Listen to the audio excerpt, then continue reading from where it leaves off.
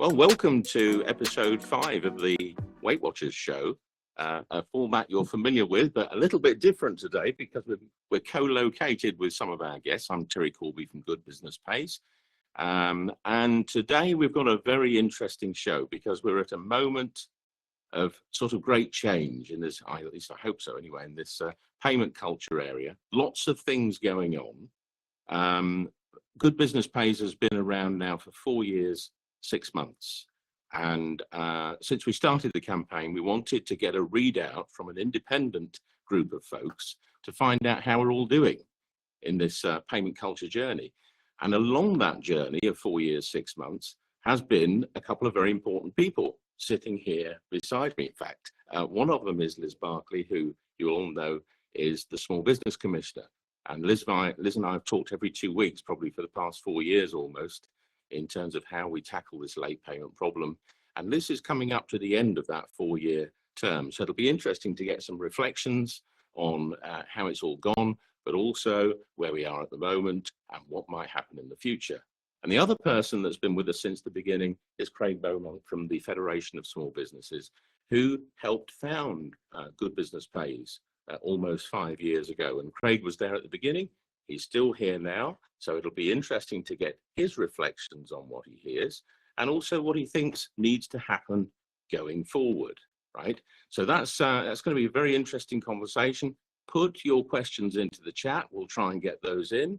But we know as well there are a lot of people that listen to this podcast afterwards. So if you have any questions afterwards, send them through. We'll try and get them answered. The other group of people that are on the program today with us are EY, Ernst & Young. I used to call them Ernst & Young. Now we call them EY or EY Parthenon. And we have two of their finest on the line now, Charlie Hunter and Sam Robinson from the, I think it's called the Cash and Working Capital team at EY. So they advise very big clients on things like payment practices. They've been measuring this stuff every year since we started, and we publish their annual sort of state of the nation on our website at Good Business Pays. But they've just finished their analysis earlier this year. And so we wanted to sort of get an independent readout of where we think we are on this journey. Where have we been in terms of payment practices? Where are we today? And what should happen going forward? So we're going to start with that. Welcome to you, both Charlie and to Sam. And Charlie, I know that you run the numbers a lot. You do a lot of the analysis. So first question to you is, you've just finished the analysis this year. What is the data telling us? Sure. So maybe really briefly a background on what payment practice reporting is and what we analyze. So all large companies report must submit their payment practices reporting. So about 5,000 to 6,000 businesses do that at the moment. Well, they must report on a 6-monthly basis at their half year and full year. And there's been data available since 2017. So we've been analyzing this since roughly that time. What is reported? Well, both quantitative and qualitative measures. So there's some quantitative metrics such as average time to pay. And then there's some qualitative narrative as well around standard payment terms that businesses have and how they manage disputes. And then why? So, I mean, we can speak about, we can get tied up in that, but very briefly, it's about providing transparency on how businesses are paying, and ultimately highlighting poor payment performance is hopefully will drive better performance and sort of reduce bad payment performance. So, well, what does the latest data show? So, I think we've distilled our observations into 3 key messages when analyzing it. So firstly, the data actually shows consistent improvement in payment performance across the UK on average. And we look at 3 key metrics when we look at that. So average time to pay, as mentioned earlier. So that measures how long companies take to pay their invoice from receipt of an invoice to payment. And that's been coming down every 6 months since 2021, from 37 days to 34. So that's 34 days as an average time to pay across the UK, and that's a 3-day improvement, about 10%. So quite considerable. The other metric measures percentage paid late. So you've got how long people pay and whether they're paying on time. So this one measures whether invoices are paid within agreed payment terms. And the average percent paid late has come down as well, from 27% to 22% over the same period. So as of December 24, it was at 22%. So, I mean, that's a bigger improvement in the average time to pay, and also on the face of it, good news. And then the final metric that we look at is percentage of paid after 60 days. So percentage of invoices that business pay after 60 days. So to what extent do they pay on like that longer metric? And that's also come down from 14% of invoices on average to 12. So all these, I mean, these are all averages across the 5,000 to 6,000 businesses that are reporting publicly. And on the face of it, and pretty good news. And we've done some tests to test the validity of that improvement. So of course, the population of reporters always slightly changes with people dropping out and in. So when we hold that population constant and just look at those who report in every period, those trends still exist, and we do see that improvement. I'll pause there. On all three metrics. On all three metrics, yes. Now, my second key message is around the variation of performance, and we do see significant variation. So, good performers and bad. So, but I'll pause there for any questions. Okay, and also this one is for Sam. Actually, you work directly with a lot of these big clients. The numbers tell us one thing, but are you seeing this trend reflected when you actually work with big companies? And allied to that, why are they paying a bit faster?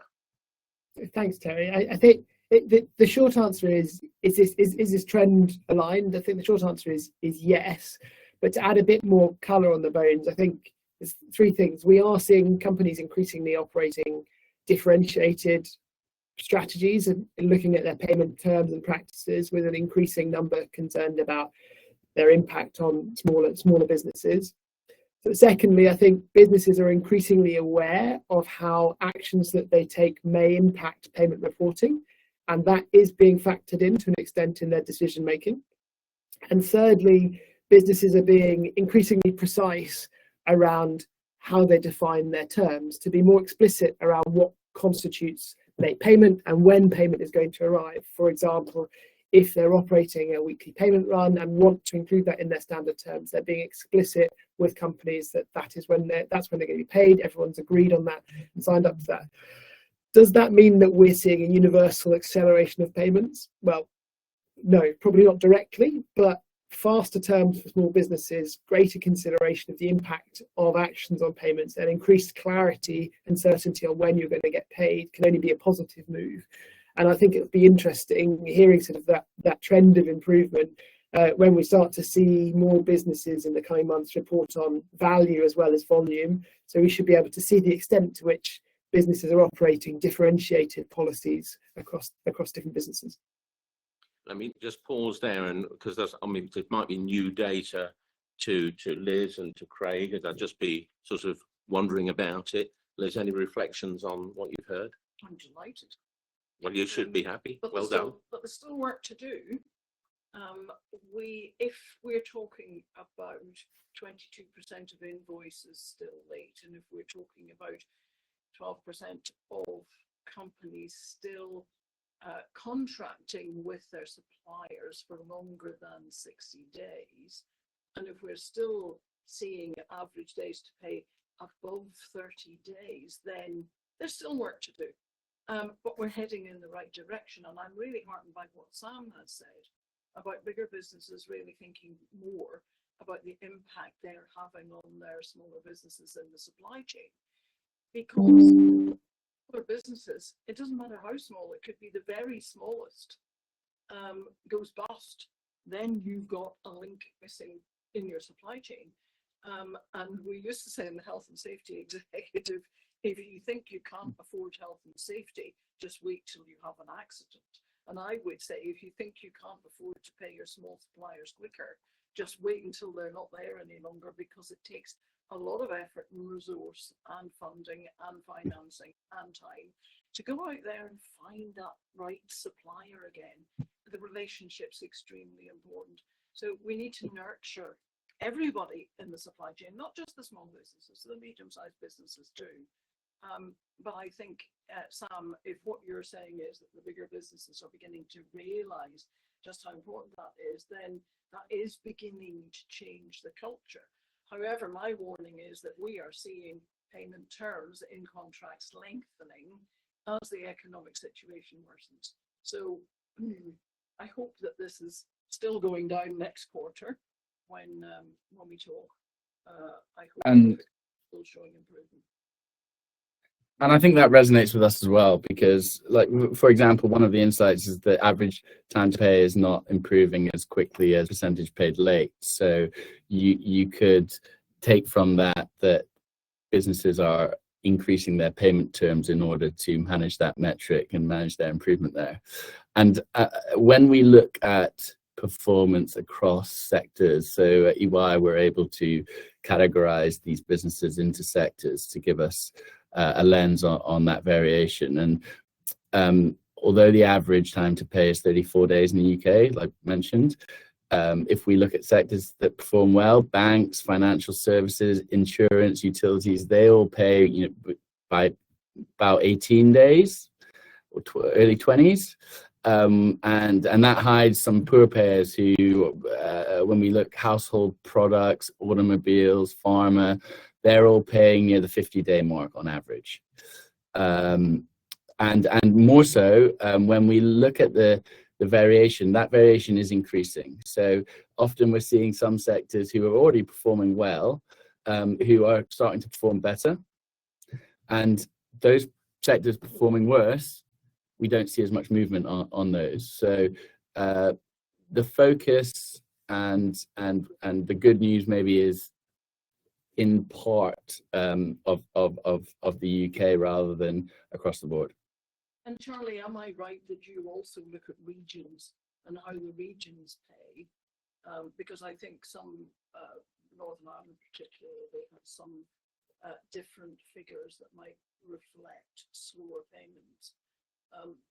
But we do notice a difference across different regions of England and across the nations. Liz, you're slightly quieter than Terry, but yes, we do see, you can't see the regional data as clearly in the payment practices reporting, but we do have visibility that actually when you're looking at where different companies are based, that has an impact on some of their payment performance. I just want to bring Craig in here because a couple of things. One is for a few years now, we've seen the best getting better and the worst getting worse. And it sounds like that trend continues. But Craig, your response to the overall findings, and is this what you're seeing across all the sectors of small business? Yeah, I'm not sure I quite agree with the findings, that's all right to say. Yes. So the majority of small businesses report to us each quarter on how their late payments are doing. And the majority say they're habitually paid late. So that's more than 50% of small businesses in this country are paid late. And if you really investigate that, it tends to be not public sector in terms of big public sector, because government departments pay quite fast. But it is to do with local authorities in the public sector and, if you like, smaller public sector. But it's driven in the main by large businesses, and it's driven in the main by large businesses who just take their payment terms, which they do internationally, and then internalize them domestically. So I would say I haven't seen evidence of a huge improvement, but we've had so much progress that some of those steps will, I think, feed through the founding of the commissioner, the tightening up of public procurement. Now, if you pay as a public procurer, if you pay more than 55 days, then you're not able now to bid for work. We'd love to see some real action taken on those who we know are still flouting the rules and should be thrown off public procurement on the basis it's public sector money, it's taxpayers' money. It should be paid properly. So we feel that there's a higher moral purpose to that money. Just thinking about better sectors doing better and worse doing worse, I think that reinforces the cultural aspect of all this. If you've got a finance director of, let's pick a random sector, and I won't say if they're good or bad, but hospitality, if you've got a big finance director of a big company trying desperately to make sure the cash flow works at a time when taxes are going up and costs are going up, employer NIC's massive. So they'll be looking for ways to squeeze the cash flow, to get that cash flow in better and out slower. It's a natural thing to look at. And it's only when you raise the impact late payments will have that you start to change that culture. So I think per sector, you could look at the idea that the finance director will know finance directors in other companies in that sector, and they're all doing a little bit better. You get a bit of a positive spiral of competition. Fantastic. But in the ones who are worse, looking for the excuses to pay late, they'll say, "Oh, Joe Blogg's the opposite, is paying later." Transparency actually brings that out a bit more, and then suddenly you say, "Well, I shouldn't be paying later," and that's earlier, and then suddenly you see all the terms moving out. So I would say I haven't seen a huge kind of change, but I've seen over the 20 years since we've been looking at it, 10 years since this, 5 years since you were founded and your commissioner, you can see some improvement. I think moving from, we've changed it by 10%, you said, in terms of days. I think that's good. I think we should go for more. I think we should see 30 days as what is an acceptable period of time, an acceptable maximum, a bit like the minimum wage, but the living wage, right? So people should aspire to 30 days. That was the original legal push, 60 days, moving to 30 days. It's in the Fair Payment Code, the wonderful new Fair Pay Awards, 30 days, 30 days, 30 days. So a good company wanting to do good stuff that's listening needs to go to 30 days. If you do more than 30, you should get an award. And for that, Liz has a great scheme. Yes, I have a great scheme. The problem with trying to go for gold is, just as you've said, a lot of big companies are looking at the economic environment, and they are looking at national insurance contributions, they're looking at the tax bill, they're looking at recruitment, investment, etc., etc. And some of them are actually extending their payment terms in the contracts, and we would really like to see that change. And the Fair Payment Code does look at contracts. If you are contracting to pay in more than 30 days, then you're not going to get gold. So we are applying pressure there and trying to check up and doing a lot more looking for evidence and proof that you are paying as you say you're paying. But the transparency and the peer point that you make is really important, because lots of companies are saying, well, they're paying faster, so therefore we must pay quicker too, or they're paying slower, and so we probably can be a bit more lax on our payments. But it's really interesting how many times we have been asked since the launch of the new code on the 3rd of December, who in our sector is paying better than we are. And I think that's a culture question. And I think that's where we need to go in future. You were talking about that, Terry, but I think we need more of those pressure points. Just on the reporting system, because obviously, Craig and Liz and ourselves to a certain extent, we're looking at one end of the telescope, from the small business end, the lived experience of how fast are you actually being paid, as opposed to what it might say in the report that a big company might put in, which is self-reported. Sam, what are the issues, do you think, as you see it as an auditor, if you like, or an audit firm, with the current reporting system? And how do we improve that? That's, great question, Terry. I think as I think Craig alluded to earlier, the basic hypothesis here is that having accurate reporting from at least all large UK businesses will improve UK payment practices, because you'll have increased visibility and reliable comparability of payment reporting data.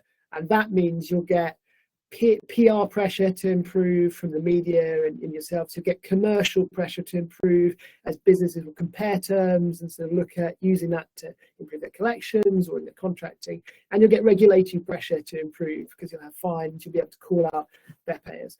So those issues, I think, are really twofold. Principally, you've got an issue of visibility. So not all UK businesses that should be reporting appear to be reporting. And secondly, you've got a issue of reliable comparability, so limited confidence in the ability to compare reports. And I think that plays a little bit, Craig, into your reflections that it's not the lived experience for some of the small businesses when they look at the reporting, etc. So if I just take visibility first, that has the number of reporters has declined year on year since 2019. So about 5,500 today. That appears to have stabilised, but it's still well short of the circa 10 to 15,000 entities that we understand the government was sort of expecting as a population of reporters. That is sort of the primary focus, as we understand it, of sort of enforcement activities at the moment to try and drive that number up. And that's one of the reasons why in the Labour manifesto they talked about putting some of these additional disclosures in the annual report, because that raises the profile and we'll put it on the non-reporters on the radar of audit committees and auditors to sort of try and close that gap. The second, can I just ask you something there? You described something that I thought I'd heard as well, which was the Labour manifesto to make positive changes here. Is it your understanding that it was a manifesto promise to tackle late payments with some of these specific measures, and what regulations are coming in that you see are going to change things? Well, maybe maybe if I can come back to that, Terry, after just to looking at reliable comparability. I think just quickly on the manifesto, it was in I think there's published into the Labour's backup document to the manifesto was how they're going to look at late payments, and one of the explicit measures they talked about in there was looking at putting some of these metrics in the annual report. Now we have yet to see when that will come through or what form that will come through. I know that people are thinking about it, but we know that the government through the support from Liz have been focusing on enforcement and trying to take action on those that aren't reporting. I think if you talk about reliable comparability, how do you ensure reliable comparability across these companies? There is again two problems. One, the clarity of legislation and associated guidance, and two, sort of ensuring you've got quality reporting against that guidance. So I think on the first point, there's still a number of grey areas in the legislation and guidance where businesses could take different valid assumptions and significantly change their reporting. So, for example, you talk about intercompany transactions are included, credit card transactions are included, but whether you treat them as financial services, whether you treat them as individual line items in your reporting can have significant impact on the numbers that get reported in there. So there are some grey areas and assumptions which are being made, which are not necessarily consistent, which have an impact on sort of the numbers which get reported. And the second sense from reading some of the reporting is that there is inaccurate reporting being made and some inappropriate assumptions. And we don't really know the extent of this because it's all self-reported. And so there's different senses of A, how big is this problem, and B, how do you go about tackling it, and do you tackle it in stages? I got to just pause there. I noted a flinch from Craig there, and I don't know whether it was just on the manifesto point. So Labour produced a manifesto, as would any kind of competing party, but it also had a small business manifesto, a small business plan. And that's what we referred to with it being a small business manifesto commitment. And in there, it promised legislation to require audit committees to report on payment practices in the annual report. So that's the mainstay of the policy. We worked so hard to get that. And FSB, we launched it. I actually helped to launch it with Johnny Reynolds, the business secretary at a small business in Westminster. So this is really important to us. Like in all the issues we've ever lobbied on, late payments comes top. And this was, if you like, our quite elegant change to corporate governance that we think goes with the grain of corporate governance changes to improve how companies operate. And we see it less as a regulation on companies and more as a growth measure. If you get this right, if a big businesses across the country, because audit committees start to improve how they pay, you will see a growth dividend. You will see an instant growth measure. So in all the government debate at the moment about let's check on regulation of companies. This is a regulation, yes, but it has a growth element to it, which is absolutely core. And I would say there's a lot of work going on in the background. It hasn't been forgotten about. Nobody, nothing is not happening. Nothing is off the table. There will be a consultation document. We had hoped to get it out before the local elections in the beginning of May. We are still hoping to get it out before the summer recess in June. And it will include also additional powers for the Small Business Commissioner, which would help the Small Business Commissioner to do a lot more checking as to people are actually self-reporting their payment practices accurately. But I'd also just say that on the point of the duty to report, there have been a lot of firms that stopped reporting during the pandemic because they simply weren't making, when we've done checks, when the team has done checks, they found that they simply weren't making the kind of money that they had previously been making, and they'd fallen out of the reporting scheme. Some of those have forgotten to re-report, I think, as they've bounced back a bit. But also there is a lot of work going on to make sure that everybody who should be reporting is, and that they are reporting accurately, and everybody's measuring the same thing. There's also work going on to think about the guidance and how to clarify the guidance, because as Charlie said, there are some particularly grey areas that the law of unintended consequences, I suppose, is that it's next to impossible to write guidance that is completely covers every eventuality. And you discover later you haven't quite nailed it. So there is a lot of work going on there in the background to do that. We actually had a question come in, I don't know, it was Sam or Charlie, you can answer this one, which was, why do companies stop reporting? It's a statutory duty. There were 10,000 or something at the beginning. There's now just over 5,000. Some have got smaller, but have really 5,000 businesses fallen below the large company threshold? What's behind this, do you think? I think there's more. Well, there's multiple things. I think some businesses genuinely, probably from a cautious perspective, reported and then realised that they didn't meet the thresholds when they looked more closely at the guidance, and therefore didn't need to report, and genuinely dropped out. But what we do also see is that those who drop out, they perform worse than the average population at every 6 monthly basis. So the cynic in one could say that they're dropping out because they don't want to report poor performance. But the only evidence of that is that observation. There's a cultural point to there, isn't it? If you've got a great, a really hot finance team who are really delivering well, who are working really hard, there's a motivation then to kind of shout about it and to report upwards to your board and everyone else to say how great you are. So suddenly the motivation to report becomes really clear. While if things are a bit muddy and you miss 1 year and then you start to think, oh, well, I didn't get in trouble for that, so maybe we don't want to highlight that we're paying a bit later now. I was discussing with Terry, we found a corporate who offered a small business 150 days plus the month at which the invoice is submitted. So it could be as much as 180 days. And that was 2 weeks ago. Now, that company is reporting. Now, if that company felt that they would get in trouble, or perhaps they're just keeping every 6 months, start moving the payment terms out, and that's the kind of company you would expect would suddenly start to go, actually, let's not bother reporting. And then there's no comeback. There will be. There will be, but not now, yes. There will be. Yeah, it's definitely being ratcheted up.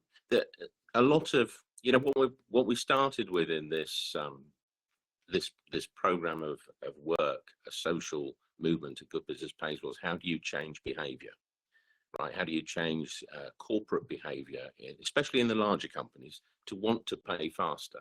And so in some companies, they just don't care, right? They just don't.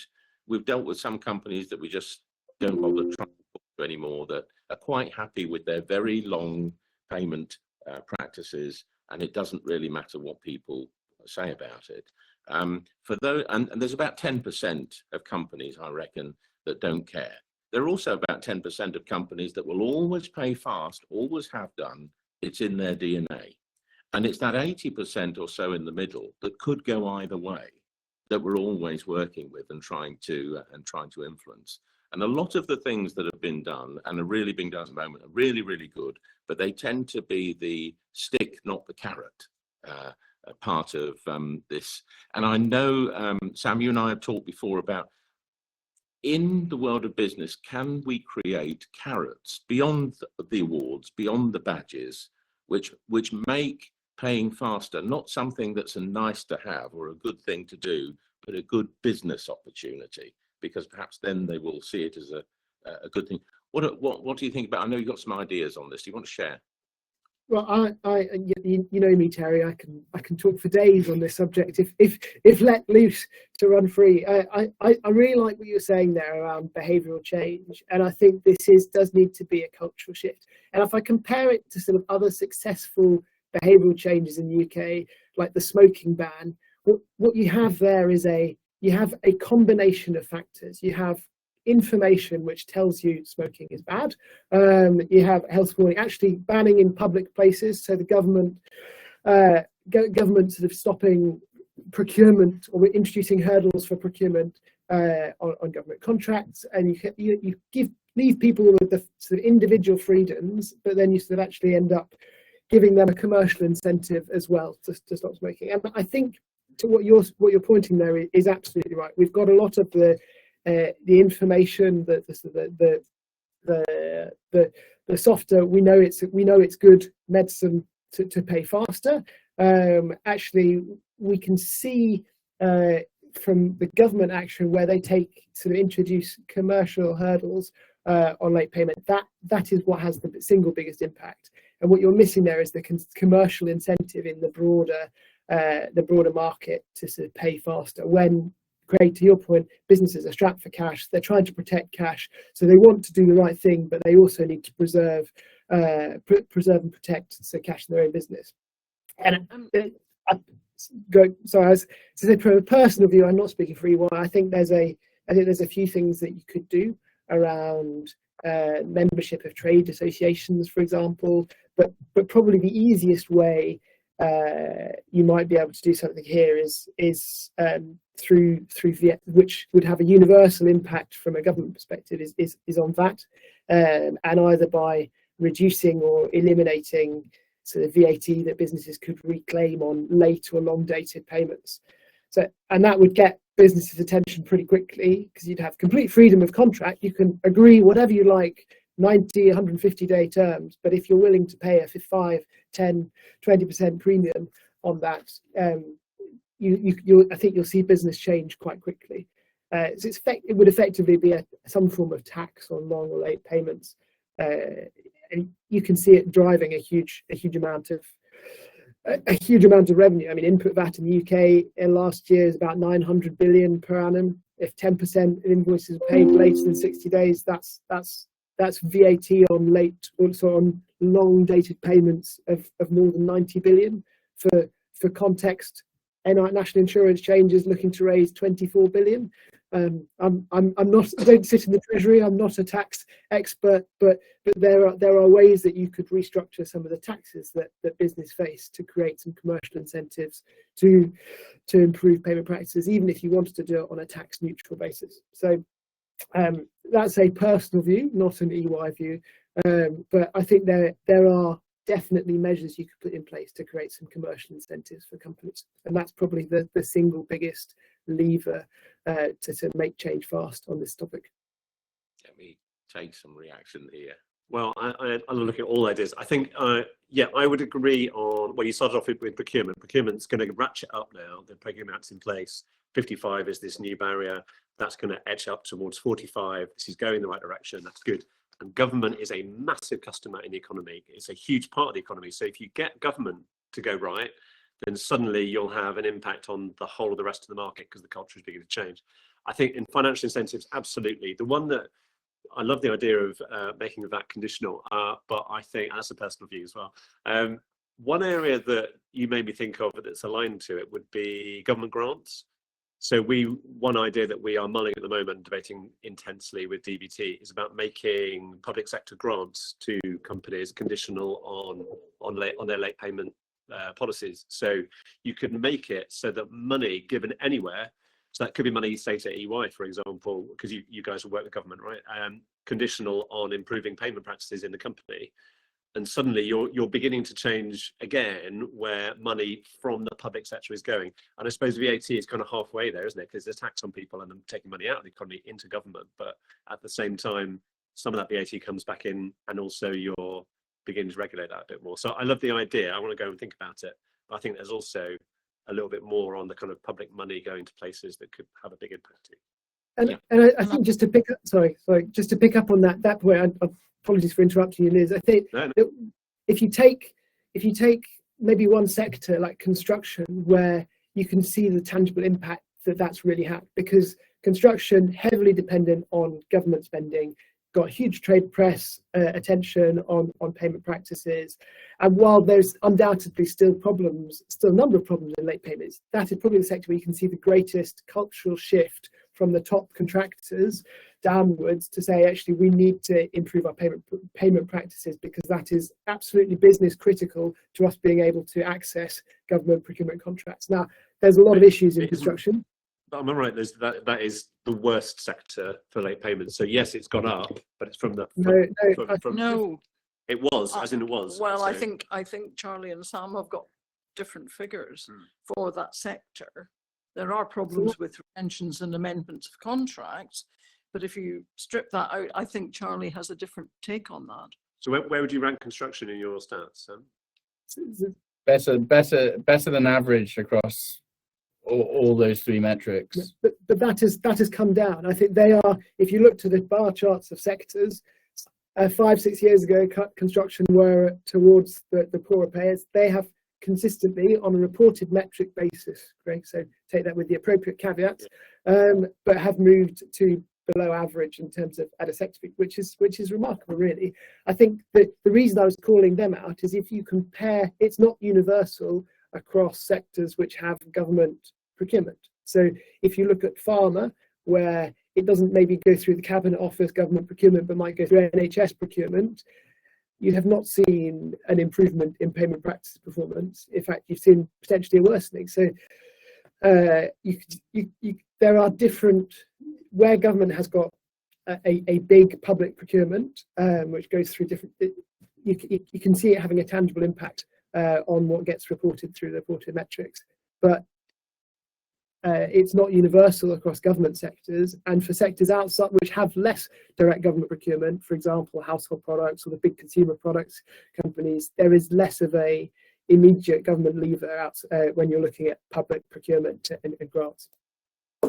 And you mentioned also, Craig, the move 55 days payment terms for those bidding for the big contracts will reduce to 45 days.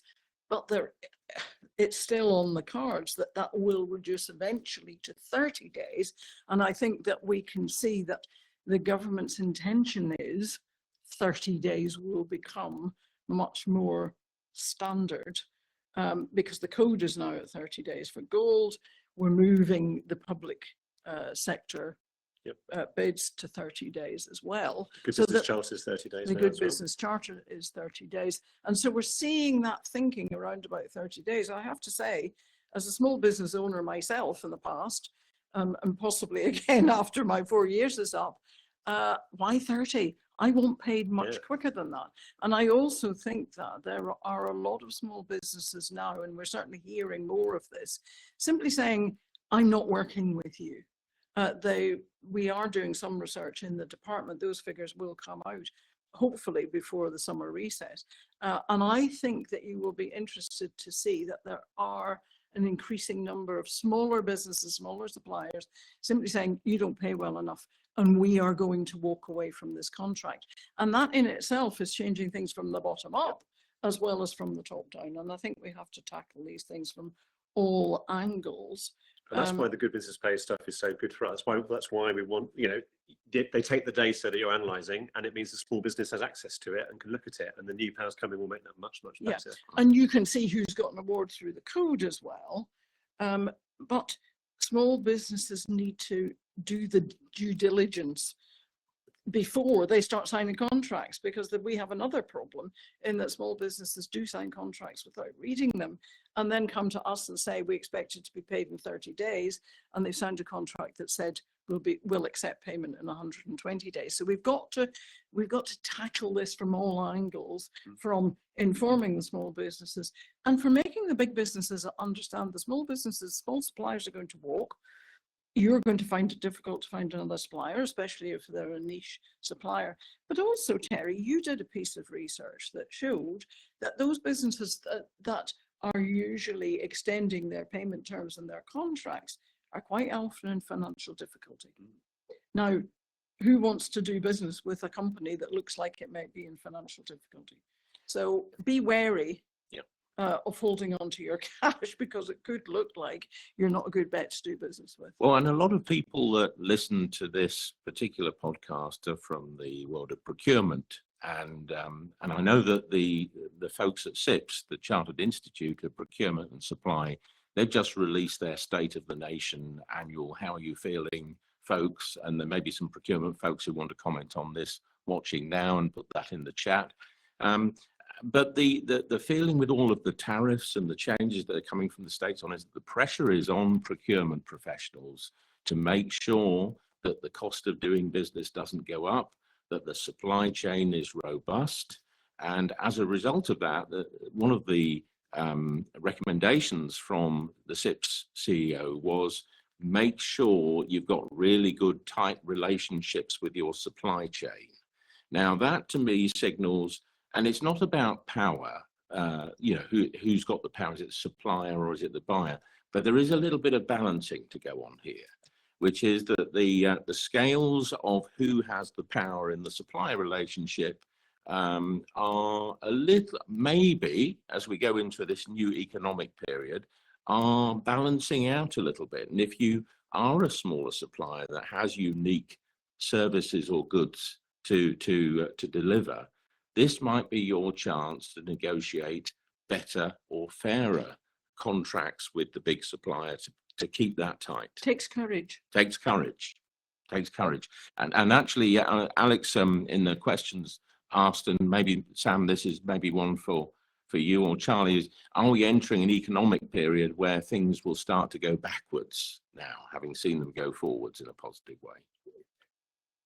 Well, we're certainly going to we're seeing a lot of pressure at the moment in terms of, arguably we saw that pressure through COVID and the reporting stats held firm in supply chain crisis, but with tariffs, we're entering another season of uncertainty and pressure from a supply chain perspective. And to what you were just saying there, I think around sort of protecting small, this is absolutely where companies are having a differentiated approach can help small businesses. So the drive to pushing to having a more tailored approach to treat small businesses fairly and smaller suppliers fairly. I don't think we're suggesting that you necessarily change terms between two very large companies. If two very large companies want to have a commercial agreement on a different arrangement, then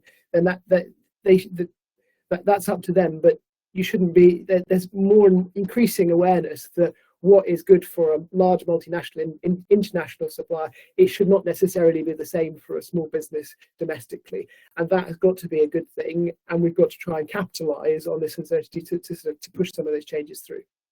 But as you know, as Alex has just pointed out to me, the tariff will create a sudden cash shock. Right? It's not going to be something that will come in over time. It's like I'm having a heart attack now. This is all these. Tariffs are coming, and the cash. I'm feeling the pain now. And so what will then be the response of the procurement and finance professionals? Would it be, let's hang on to cash for longer? A lot of procurement people tell me that there are so many steps between procurement and payment that actually everybody goes to work to do their job and doesn't always link up those steps. So what procurement might tell you, and I had a graphic example of it not so long ago, is I'm going to pay you, Craig, in 30 days. You say, yes, okay, I'll do the work. But what procurement didn't realize in this circumstance was that there was a 20-point approval system in the middle which took 180 days. Then accounts payable, once they got the invoice, paid within 30. So both of those said, we pay in 30, but nobody understood what the process was in the middle. Now, that can happen in a lot of big businesses where their processes are not linked up, aligned, and not everybody understands. They're doing their own individual job. And so I think there's something within the big corporates and the medium-sized businesses where those processes need to be looked at and be realistic as to what it says in the contract. Yeah, which is why I think it comes back to culture and leadership, actually. So if the chief executive of that company starts to look at that from a payments perspective and goes, oh, maybe Yes. I have an issue here, let's go and have a look at this. And then he or she sees what's happening and goes, and then has the full Yes. picture, then we get there. But as long as they think, well, I think I'm a good business, so I'm sure we pay fine, until you break that Yes. assumption, and we see it across all parts of policy, like, you know, the Employment Rights Bill coming, for example, which is going to be very difficult, but a company that believes it's a good employer thinks, well, that must be about bad employers, so that's not me, without realizing they do fall into scope. And I think late payments feels like the same thing. And Terry has also done a piece of research that showed that change in leadership can make precisely that difference. Yeah, and inside companies, and again, the procurement folks watching and listening to this will know this well, but from an EY perspective, I'm interested in a point of view. Finance people might have their own finance systems where all that information is held. Procurement might have their supplier, their Cooper or their Ariba or whatever it is system over there. And the AP people paying the bills might have their Excel spreadsheet somewhere. And they're all working on different systems that don't necessarily talk to each other in this procure to pay smooth line that we think exists. Do you see that sort of mash in businesses, and do you see any want or need to be able to improve it at all in your clients? I mean, I think we see that mesh is probably a polite way of putting it, Terry, in almost every business that we work for in terms of the large businesses in the UK. There's so many steps in the procure to pay process, and you can get you have cash impacts at almost all parts of those. And so actually, when we think, we're talking here predominantly around late payments and payment terms, but to Liz's point, there's a whole process there which all impacts cash and can all be commercial levers on cash to an extent. And you need to consider all of it to really understand the full cash impact. And I would say that from the businesses, the vast majority of businesses that we work for are not intentionally paying late or against their commercial practices. This is in most cases a process point, a process issue, or an internal approval delay, or they hadn't got the right, hadn't managed. The computer said no on one particular area. It's all process points. So there are, and this is improving as we're getting more electronic invoices. So, for example, your invoice approval delay is what used to be a significant problem 10 years ago in terms of receipting it and getting it into the right place in the organisation is probably less of a widespread problem these days in some of the big corporates. But I think there is still quite a long way to go to sort of make that one smooth process. But even where the leadership is there and the new CEO says we want to change things, we have seen firms where it costs millions of pounds and takes about 3 years to get that system up and running. So in some cases, you actually find payment terms going backwards while the system is being installed and embedded and all the rest of it. But you have to get the board to agree to you spending those squillions in order to get the system in place. And we are seeing a lot of companies endeavouring to do that. But again, if the economic situation worsens and firms are not sure they can invest, then we might see that go backwards. And this is why I think some of the more creative ideas that Sam, you were talking about, like some sort of link to VAT, there has to be something in the system that doesn't rely on a company having to spend millions to pay suppliers faster.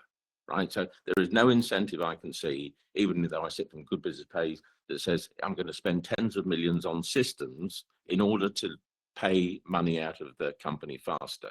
As much as I might like that to be the truth, it's not going to happen. So there does need to be something in there that improves that situation. And I can see that Jamie Radford, who runs the AP Association, is on board with changing the culture here inside organizations. But who decides inside a big company that we're going to join up AP and finance and procurement? You know, when you go in to see big clients and you say, this is all a big problem, who is the person on the board that says, we're going to fix this process? Whose job is it? The horrible consultant's answer is it depends by organisation. I think Alex, you called out the CFO often responsible, and that's often the case. So when you're thinking, because often you have like accounts payable will fall underneath him, or here the CFO will have sort of the finance leadership for the organisation, so will ultimately typically be responsible for cash, but also quite often procurement functions, supply chain, where all of these touch points sit under operations, can sit under the COO type remit, or if you're in a retailer, the buying and merchandising teams can sit in the commercial function, and they're also driving it. So it can sit, and that reports up through commercial function, through strategy to the CEO. So one of the reasons I really enjoy the job that I do is because you end up, through following cash through the organisation, seeing all parts of a business, and that's, I think, true when you're looking at a procure to pay transformation. It does pervade a lot of the different areas of the organisation. So if you're thinking then at a board level, a C-suite level, who owns it? I think you've got CFO ownership from a finance perspective, but you'll also have COO, CEO involvement in sort of making change happen. Yeah, it does feel like a lot of the CEOs that I talk to, I do get to talk to quite a few, they don't realise quite often that their company is paying particularly small suppliers in these sort of long time periods, and when they find out, they put in a call to try and fix it. And so if the will is there of the CEO because they want to create that culture, I think it is going to be up to us, and I'm saying collectively us, the people that own the problem, to come up with a way in which that can be perhaps done, right? And whether that be through, as you said earlier on, industry associations that might want to fix the problem within their vertical sector, or through organisations like the Commissioner's Office or the Federation that can put forward ideas that are quite groundbreaking around tax links. We do need to come up with something. Well, I mean, I think every company should turn on itself and go, what should we do? If there's people like us who've bought in, we drunk the Kool-Aid, we know what the benefit will be, we'll think about things. Maybe there could be something like whistleblowing within an organisation. So, you're at EY, you guys, if you looked at EY on the duty to report and you looked at that and said, oh, actually, our times aren't great, what do you do with that information? Should there be a channel through your staff engagement, through HR, into the CFO to improve things? There's all sorts of ways in which you can play with culture in your company, where then good practice, it could be within an ESG committee, it could be, in that whole plan where a company's trying to do good in the world beyond making profit, which most of them are. There's a mission, there's a purpose, there's a drive, there's something. The person who started that company did not create it in order to milk its supply chain and make money from it. So there's ways in which you can play into that and go, well, let's get back to basics. What are we here for? And then you can play into that. So I think it depends on where every company is, but there's all sorts of things you can do within it. But there's also a disconnect here in that when you see those lists of priorities, payments very often are not on it. No. And there is that disconnect where companies don't seem to, at the smaller end, understand that you can pay the bills if you're profitable, but if in order to be profitable you have to get the payments in, and the bigger businesses don't understand the impact that it has on the smaller suppliers if they don't pay them quickly enough in order to manage their cash flow. And everywhere along the line, somebody is having to put their prices up in order to compensate for the fact they know they're not going to be paid for 90 days or whatever it might be. They may have to borrow to bridge the gap. We need to have a bigger conversation about why payments and quick payments are really key to running the businesses better. And as you said, there's a growth aspiration here.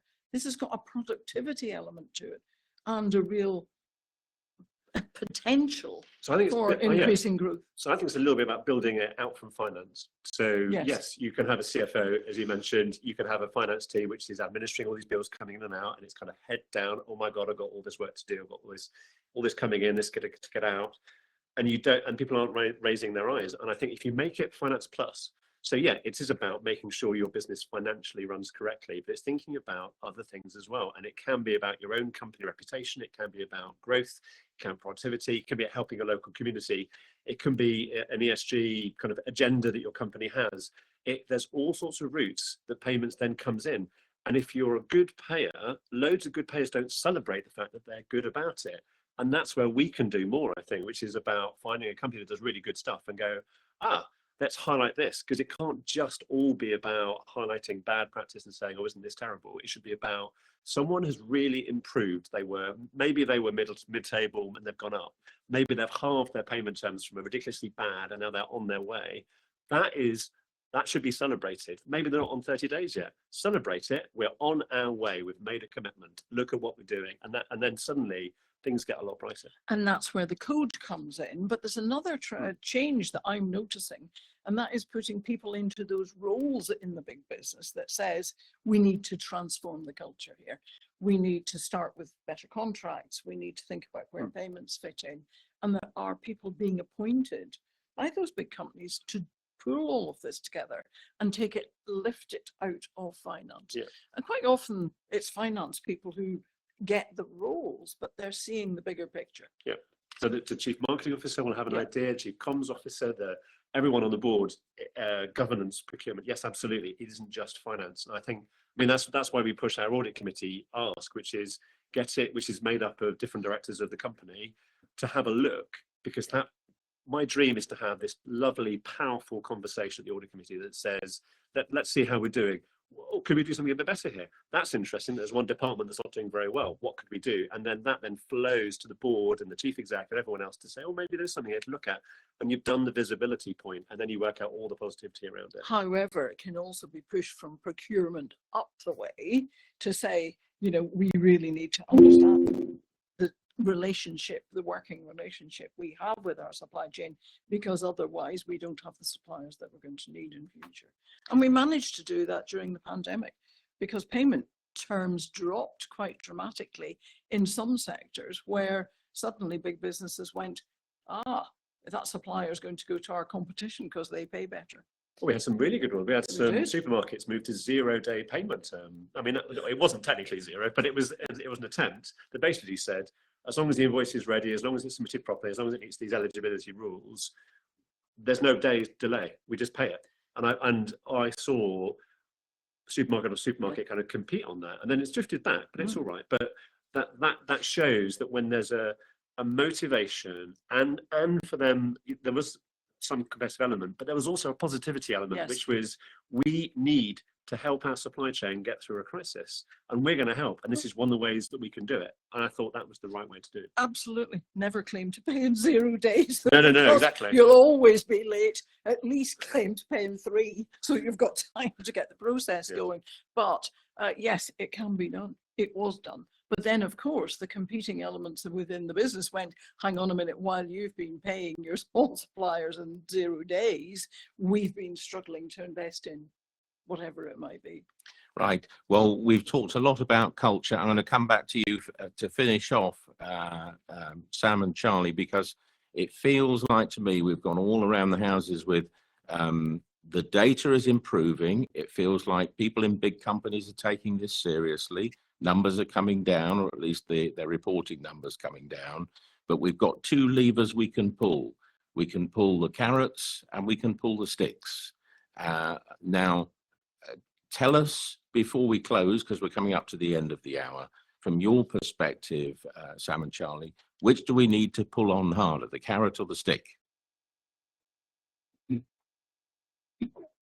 Cool. And putting me on the spot there, Terry. I think the carrot, from a personal perspective, I think the more that we can do to sort of articulate and create a commercial business benefit in sectors, through government, in the UK and internationally, that and of its own will lift businesses up. I think the going down more sticks, I think will not create the right, will help, but I think it's my vote is for the carrot. Well, sorry to put you on the spot. We are just Harold in Amsterdam has put stick works faster, but it impacts credits and relationships. So anyway, we're going to wrap up there because we're 1 minute over. So Liz and Craig here, thank you for joining us, and Charlie and Sam at EY, thanks for all your input, and thank you for everybody to join. This will of course be recorded and shown. It's on the Alchemie Network live today, but will be on YouTube tomorrow and on all the usual podcast channels. Thanks for joining.